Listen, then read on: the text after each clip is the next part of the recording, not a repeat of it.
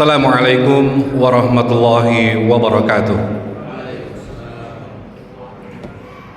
Alhamdulillahirabbil alamin wa bihi nasta'inu ala umuri dunya waddin wassalatu wassalamu ala asrafil anbiya'i wal mursalin wa ala alihi wa ashabihi ajmain, amma ba'du. Segala puja dan puji hanya milik Allah Subhanahu wa taala, zat pemelihara alam semesta yang Maha Pemurah lagi Maha Penyayang, zat yang telah memberikan keberkahan kepada kita semua sehingga kita dapat berkumpul bersama untuk memenuhi panggilan Allah, yaitu melaksanakan ibadah sholat isya dan juga tarawih secara berjamaah. Tidak lupa salawat serta salam selalu tercurahkan kepada Nabi kita tercinta Muhammad Sallallahu Alaihi Wasallam. Bapak, Ibu, dan anak-anak kami tercinta, insya Allah sebelum acara tarawih kita mulai, izinkan kami atas nama panitia menyampaikan sejumlah informasi berkaitan dengan pelaksanaan ibadah selama bulan suci Ramadan di lingkungan Masjid Raya Telaga Kahuripan. Informasi pertama berkaitan dengan jumlah infak yang dikumpulkan melalui Kropak sampai dengan tanggal 28 Maret tahun 2024 terkumpul dana dengan total Rp10.556.000 dan pengeluaran terakhir sebesar Rp250.000. Kemudian informasi lain berkaitan dengan pelaksanaan ibadah selama bulan suci Ramadan. Alhamdulillah pada hari ini telah dimulai kegiatan serunya nyantri atau seruni yang sudah dimulai pada hari ini sampai dengan tanggal 31 Maret. Bagi Bapak dan Ibu yang ingin melihat aktivitas anak-anak, kami undang untuk bisa melihat dari mana aktivitas dimulai tepat pada pukul 8 sampai dengan pukul 11. Namun untuk hari Minggu kita mulai juga dengan tambahan dimulai pada siang hari ya Pak, untuk hari Minggu, dan juga sekaligus dengan kegiatan Nuzulul Quran yang insya Allah akan dimulai pada pukul 16 waktu Indonesia bagian Barat dengan narasumber yaitu Ustadz Asnan Purba dari Yayasan Bagata, dan kami sekaligus mengundang Bapak dan Ibu yang memiliki waktu untuk bisa hadir bersama untuk melaksanakan kegiatan buka bersama dan juga peringatan Nuzulul Quran. Berikutnya yaitu bagi Bapak Ibu yang berminat untuk menitipkan zakat, infak, dan sedekah, kami sudah siapkan stand khusus bagi Bapak dan Ibu akan menitipkan di Masjid Raya Telaga Kahuripan, di mana total zakat per orang sejumlah 42.000, dan untuk dalam bentuk beras kami tetapkan sebesar 2,8 kg per kepala. Sekali lagi bagi Bapak dan Ibu yang akan menitipkan zakat, kami sediakan stand khusus di mana per orang kena beban zakat sebesar Rp42.000 atau 2,8 kg beras per orang. Kemudian untuk perkembangan baksos, alhamdulillah sampai malam ini sudah terkumpul 202 paket dari target 200 paket yang kami kumpulkan.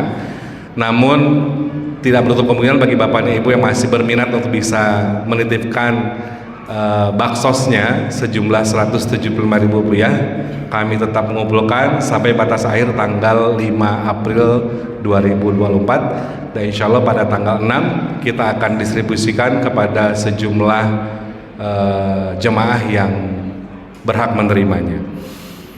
Kemudian juga insya Allah di 10 hari terakhir kami menyelenggarakan kegiatan itikaf bagi Bapak yang dan Ibu yang berminat untuk itikaf di Masjid Telaga Kahuripan. Kami persilakan untuk bisa hadir bersama.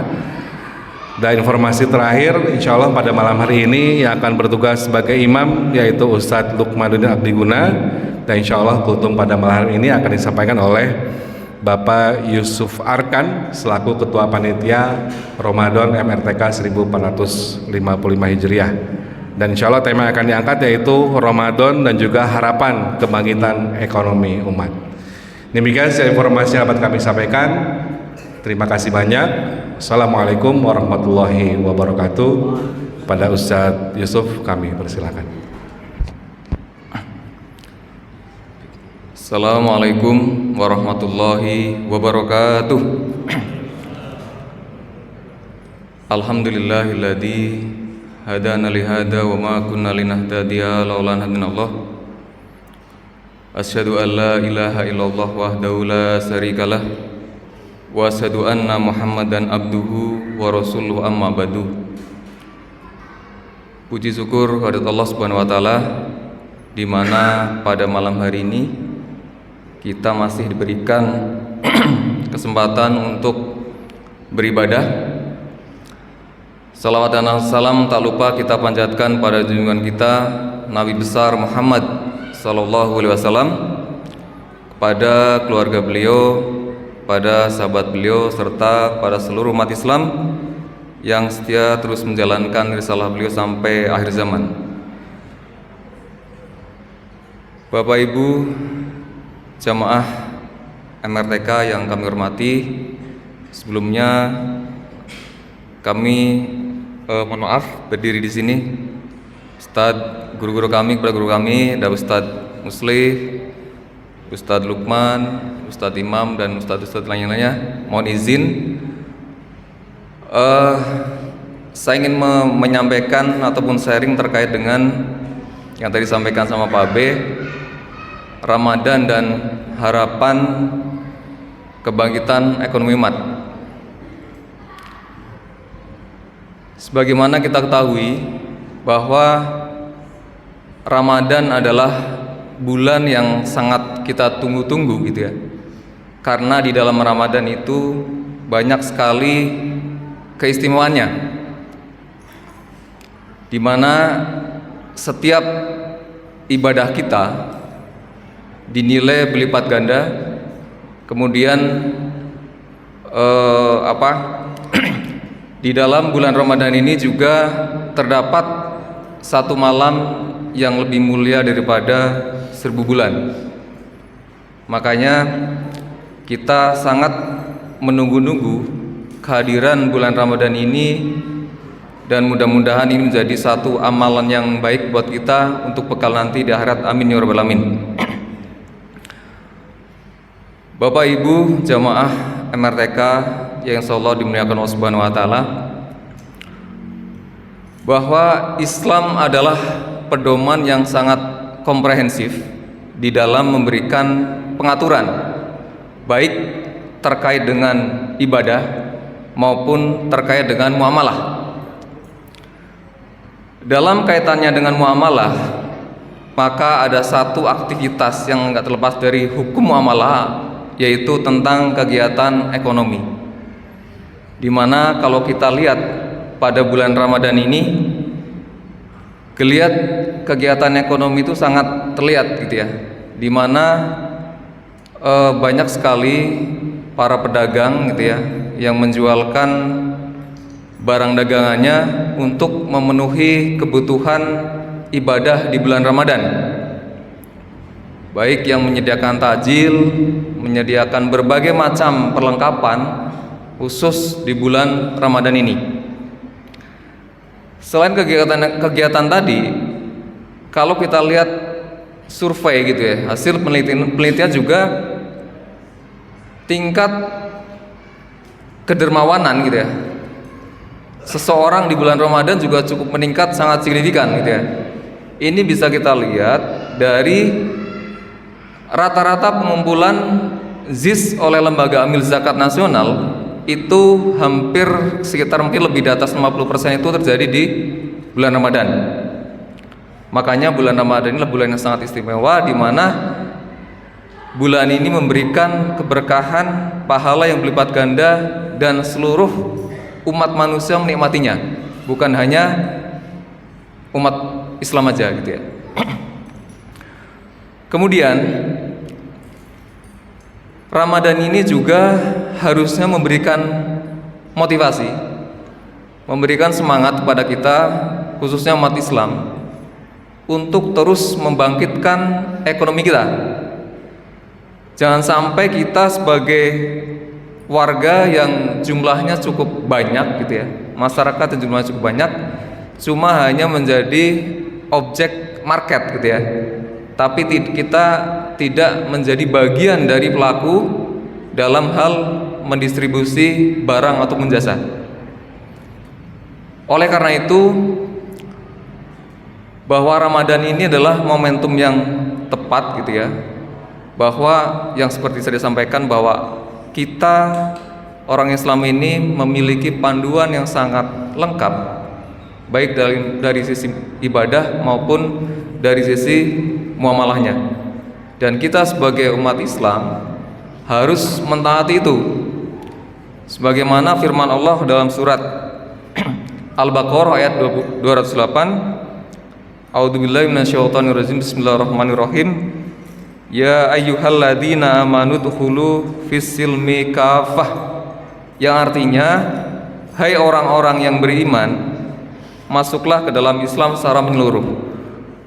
Bahwa ketentuan yang dibawa oleh Nabi Muhammad kepada kita semua, cakupannya itu sangat luas gitu ya, baik dari sisi ibadah maupun dari sisi muamalah. Kemudian, apa upaya kita sebagai seorang muslim itu untuk bagaimana kita membangkitkan ekonomi umat ini. Kita bukan hanya jadi target pasar, target market, tapi kita sebagai market leadernya.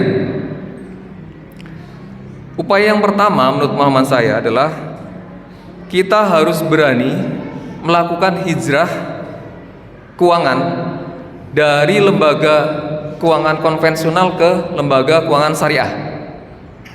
Itu yang pertama. Kita bisa karena gini, Bapak Ibu semuanya, di era yang saat ini, yang kata orang-orang itu era industri 4.0 gitu ya, era digitalisasi, kita tidak terlepas dari ketergantungan atas sistem yang ada di lembaga keuangan. Karena kita kadang mungkin kan menyimpan uang kita di bantal kita atau di mana gitu, rasanya itu agak susah gitu dengan kondisi saat ini, di mana seluruh transaksi juga dilakukan secara cashless. Oleh karena itu, kita sebagai umat Islam harusnya bisa membuat satu sistem keuangan sendiri gitu ya, milik umat Islam. Dan itu saat ini sudah ada. Ada namanya lembaga keuangan syariah, di situ ada bank syariah, asuransi dan seterusnya, banyak lagi.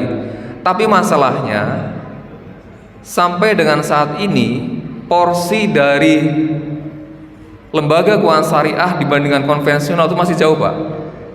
Kalau kita lihat data dari OJK, posisi April 2023, perbandingan antara porsi atau market share lembaga keuangan syariah dengan lembaga konvensional itu, yang syariah itu baru mencapai di bawah 7%. Artinya apa? Artinya 93% itu dikuasai oleh lembaga konvensional, di mana lembaga konvensional adalah lembaga yang berbasis riba. Dan di dalam Islam riba itu dilarang. Sebagaimana firman Allah dalam surat Al-Baqarah ayat 275, A'udzubillahi minasyaitonirrajim, bismillahirrahmanirrahim. Wa halallahul bai'a wa harrama riba. Dan Allah telah menghalalkan jual beli dan mengharamkan riba. Kenapa ada ayat ini? Menurut pemahaman saya bahwa pada saat itu di zaman Rasulullah, orang-orang Islam itu dibully oleh orang Yahudi gitu ya. Mereka menganggap bahwa riba itu sama dengan jual beli. Tapi langsung dijawab sama Allah di dalam ayat 275 itu bahwa jual beli itu tidak sama dengan riba. Oleh karena itu, akad-akad yang dipraktekkan di dalam perbankan syariah ataupun di lembaga keuangan syariah itu terhindar, insya Allah terhindar daripada transaksi yang berbau riba. Kenapa bisa memastikan seperti itu? Karena setiap lembaga keuangan syariah ataupun perusahaan yang memang ada labelnya syariah, maka mereka wajib menunjuk Dewan Pengawas Syariah untuk memastikan bahwa seluruh kegiatannya itu sudah sesuai dengan prinsip syariah. Makanya itu kenapa satu lembaga syariah itu harus memiliki DPS, karena memang tugasnya adalah memastikan bahwa seluruh kegiatannya sesuai dengan prinsip syariah. Kemudian tantangannya adalah bahwa kita sudah ada lembaga keuangan syariah itu tahun 92. Sampai dengan saat ini udah berapa tahun tuh Pak? Sampai dengan itu market share-nya tuh nggak nambah-nambah gitu. Masih berkisar hampir 7%, di mana sekitar 80%-nya tuh penduduk Indonesia adalah beragama Islam.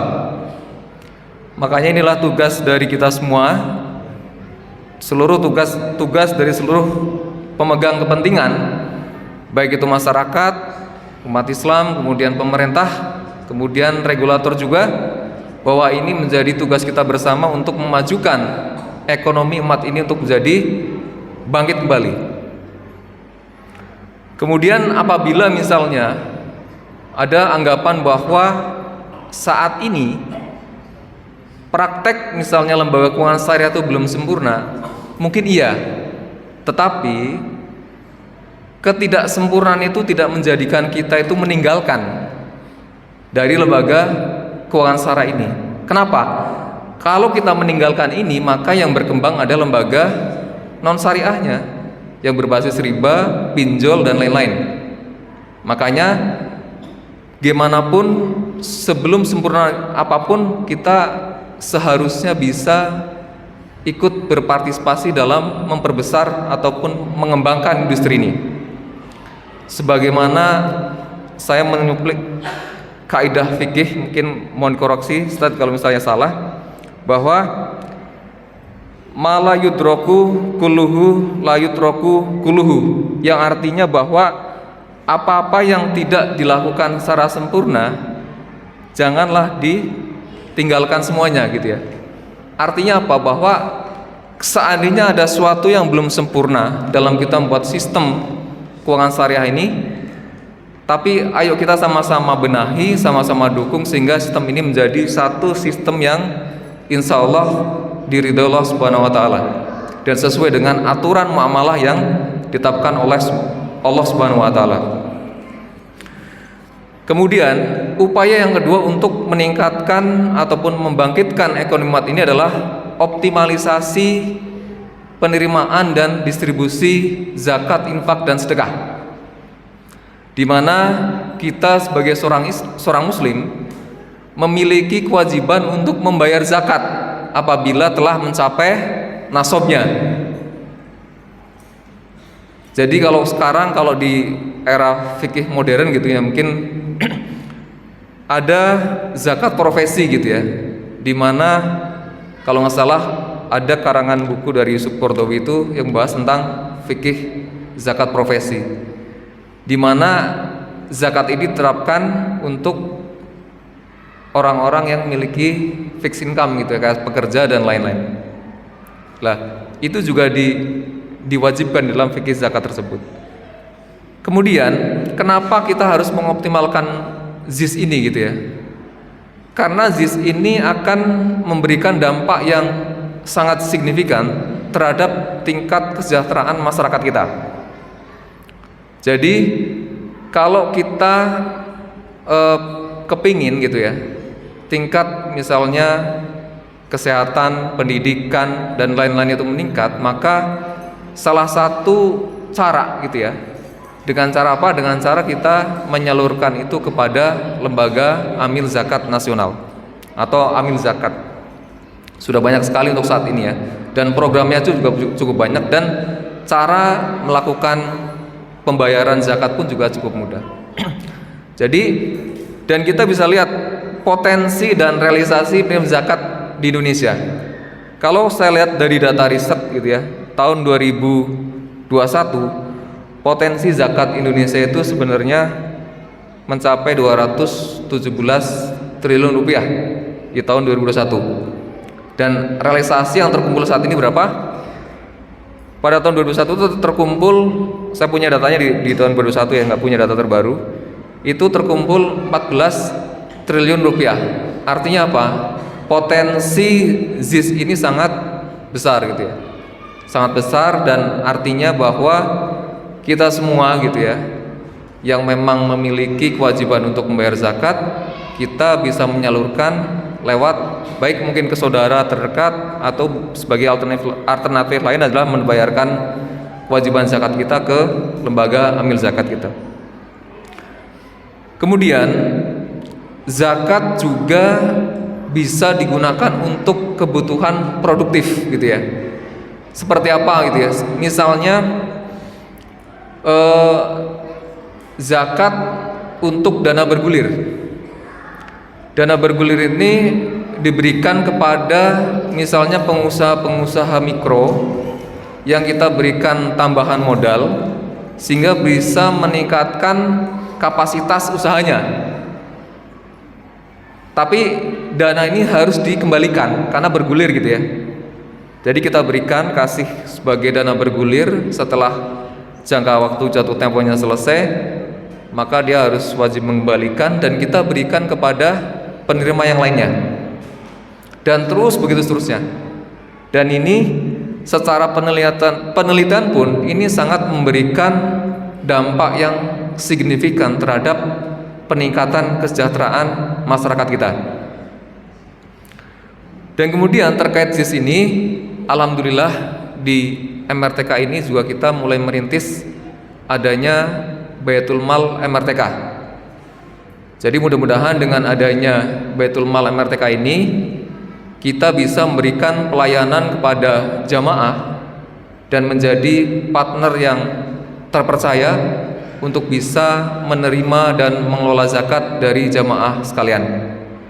Jadi mungkin mulai saat ini dan seterusnya, bagi Bapak Ibu yang memang ingin membayarkan zakatnya, bukan hanya zakat fitrah, atau ingin membayarkan infak sedekahnya, bisa melalui Baitul Mal MRTK. Kemudian upaya yang terakhir untuk peningkatan ekonomi umat ini, yang ketiga adalah dukungan terhadap usaha ultra mikro atau UMKM. Kalau kita lihat bahwa ultra mikro ini atau usaha UMKM ini merupakan salah satu tulang punggung perekonomian Indonesia. Ini terbukti ketika kita mengalami krisis di 1998, di mana pada saat itu di mana seluruh perusahaan yang levelnya korporasi itu hancur semua gitu ya.